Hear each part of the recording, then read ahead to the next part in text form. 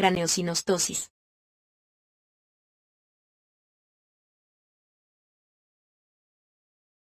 La craneosinostosis es un defecto de nacimiento en el cual ocurre un cierre prematuro de los huesos del cráneo del bebé. Si esta condición no tiene un abordaje correcto, puede conducir a la deformidad. Empecemos por recordar un poco sobre la estructura ósea del bebé al nacer. Primero, el cráneo del recién nacido está compuesto por placas óseas separadas por suturas. Esta disposición se adapta a la distorsión transitoria del cráneo durante el nacimiento y permite el crecimiento futuro del cerebro. Recordemos que los huesos que conforman la bóveda craneal son el hueso frontal, el hueso parietal y el hueso occipital. A partir de estos huesos se forman la sutura metópica, la sutura coronal, la sutura sagital y la sutura lambdoidea. La sutura sagital, metópica y coronal se unen en la parte anterior del cráneo para formar la fontanela anterior, palpable justo detrás de la frente en la línea media.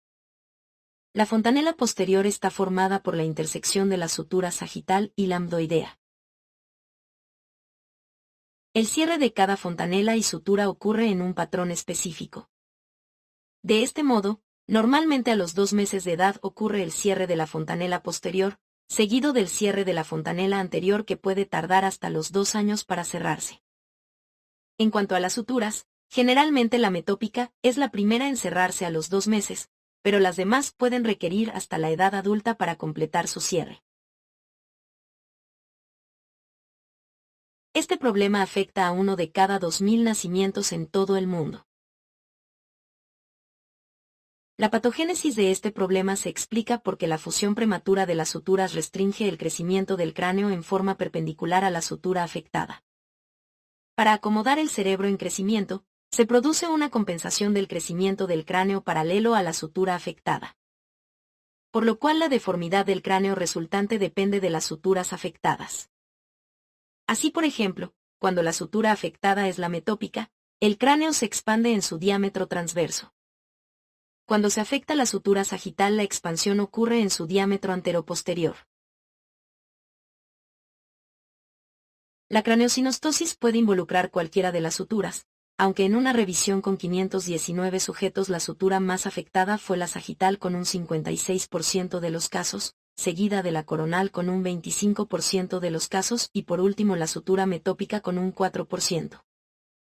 Aunque en la mayoría de los casos la craneosinostosis involucra una sola sutura, también es posible el involucro de más de una sutura, lo cual ocurre en el 13% de los casos. Se ha reconocido que la incidencia de la craneosinostosis es mayor cuando se trató de un embarazo múltiple, cuando hay anomalías uterinas, como el útero bicorne, pero también se ha reconocido mutaciones genéticas que podrían actuar como factores de susceptibilidad. Adicionalmente, la craneosinostosis también se asocia con anomalías endocrinas como el hipertiroidismo y el uso de ciertos medicamentos durante el embarazo como la warfarina y el valproato. En la gran mayoría de los casos la craneosinostosis ocurre como un proceso aislado, es decir, sin una patología subyacente. Pero debe tenerse en cuenta que la craneosinostosis también podría ser parte de un síndrome más complejo. En esta tabla se enlistan algunos síndromes y sus alteraciones genéticas relacionadas. Vamos a revisar algunas de las deformidades causadas por diferentes tipos de craneosinostosis. La escafocefalia, se trata de una dolicocefalia, también conocida como cráneo en forma de casco.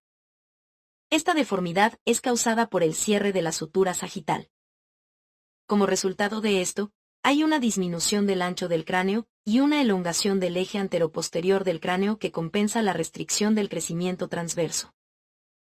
Es la deformidad más frecuente, con una incidencia de 1 por cada 2.000 nacimientos. De los casos de craneosinostosis representa el 50% de todos los casos. Otra deformidad es la plagiocefalia, también denominada cráneo torcido.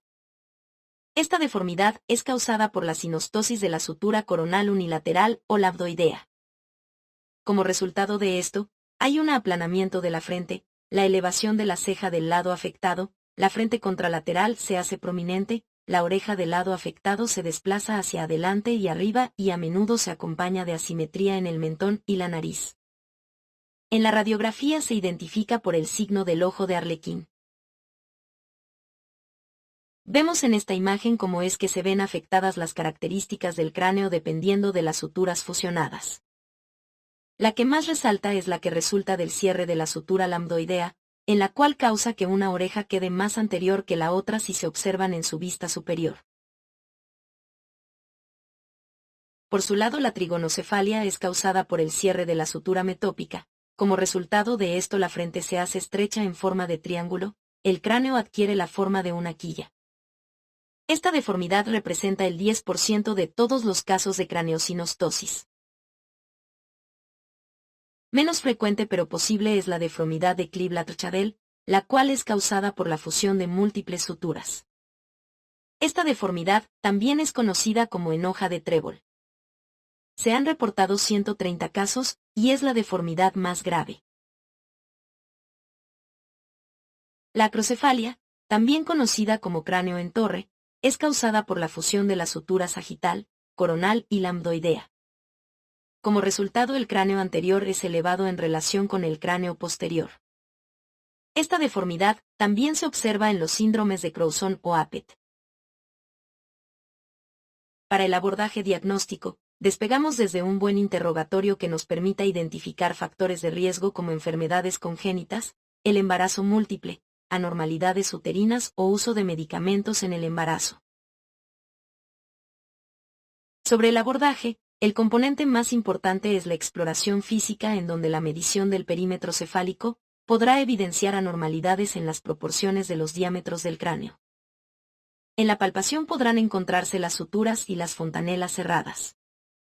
Adicionalmente, se deben de buscar otras alteraciones en la morfología en el resto del cuerpo. Como parte de la evaluación, las radiografías y la tomografía también son de utilidad para valorar a los pacientes con craneosinostosis. Finalmente, en un segundo o tercer nivel de atención, las pruebas genéticas dirigidas a identificar polimorfismos y mutaciones también pueden ser de apoyo. En las pruebas de imagen, la radiografía debe confiarse a un centro con experiencia en este tipo de pruebas. La cefalometría es un tipo especial de radiografía que permite hacer mediciones precisas de las dimensiones de la cabeza. En este estudio se obtienen radiografías en vista lateral y frontal para poder hacer las mediciones. En un segundo nivel de atención, la tomografía computarizada es un estudio que brinda una mayor precisión que la radiografía, además de que puede detectar hidrocefalia.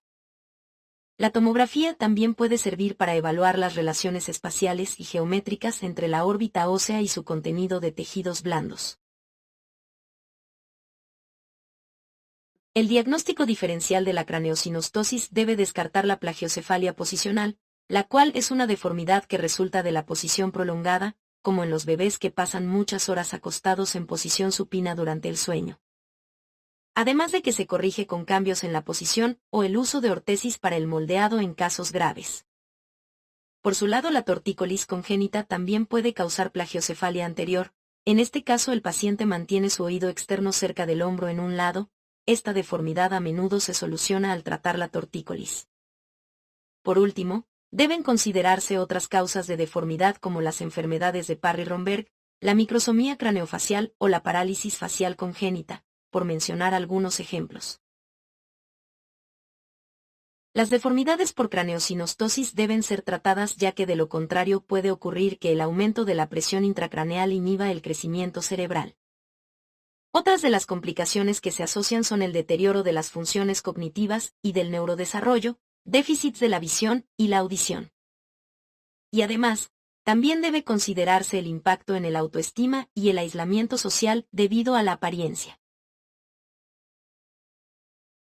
Para el manejo de esta condición se requiere la participación de un equipo multidisciplinario en un segundo y tercer nivel de atención. Para ello se recomienda referir a los bebés idealmente dentro de la primera semana hacia un segundo nivel de atención.